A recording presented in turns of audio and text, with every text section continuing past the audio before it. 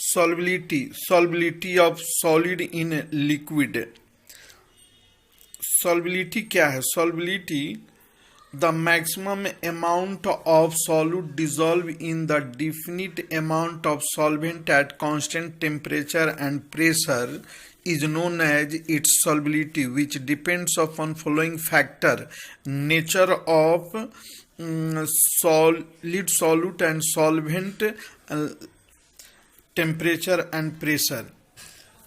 solubility किसी भी solute के अधिकतम अमाउंट जो सॉल्वेंट के निश्चित मात्रा में नियत ताप और दाब पर घुले रहते हैं उसे सॉल्बिलिटी कहते हैं। और सॉल्बिलिटी निर्भर करता है सॉल्यूट और सॉल्वेंट के प्रकृति पर, टेम्परेचर पर और प्रेशर पर। और ये पहले हम लोग सॉल्यूट को लिक्विड सॉल्वेंट में पढ़ेंगे। Solubility of solid in a liquid: any solid solute cannot dissolve in any solvent, only dissolve like nature of solvent। The solubility of solid solute in a liquid solvent depends upon solution enthalpy and hydrogen bond।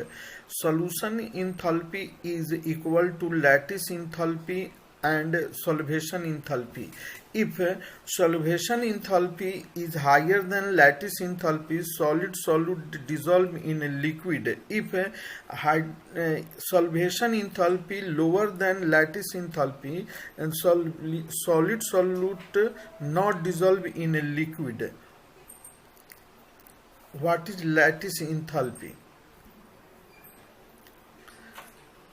कोई भी solid solute किसी भी solvent में नहीं घुलते हैं, केवल समान प्रकृति वाले नेचर के ही सॉल्यूट और सॉल्वेंट घुलते हैं। जिनकी नेचर क्या हो, एक समान हो, वही सॉल्यूट घुलते हैं।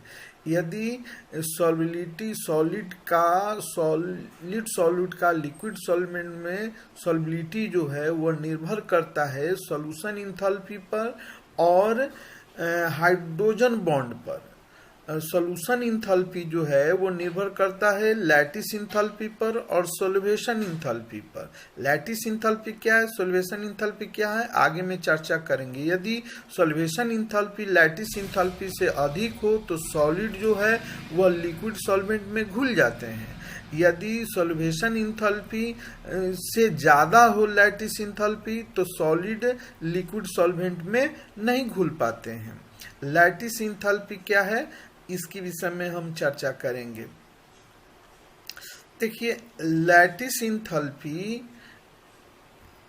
Energy required to pull them apart cation and anion like Na+ and Cl- in NaCl। Hydration enthalpy energy release because of the attraction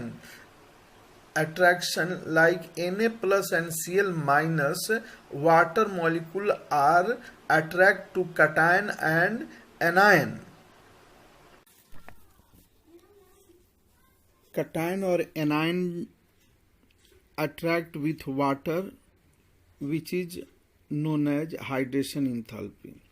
If solution enthalpy greater than 0 or positive, dissolution is endothermic and solubility increase। If solution enthalpy lower than 0, dissolution is exothermic and solubility decrease।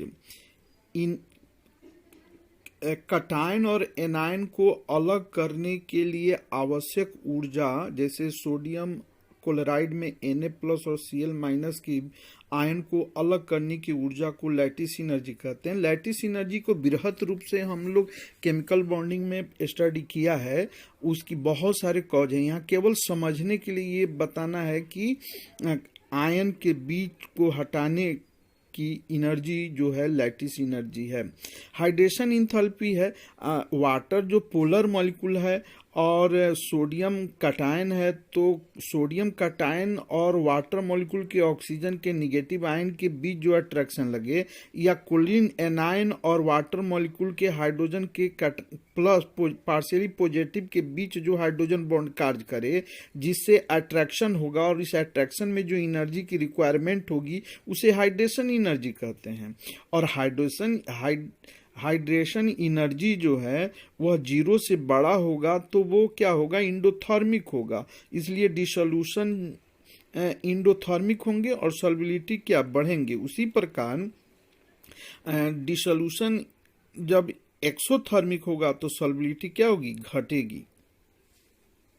और effect of pressure, solid solute को liquid solution में घुलाने पर pressure का कोई प्रभाव नहीं पड़ता है, क्योंकि सॉलिड जो है हाईली इनकम्प्रेसिबल कंपाउंड सब्सटेंस होते हैं, तो उस पर प्रेशर का कोई प्रभाव नहीं पड़ेंगे।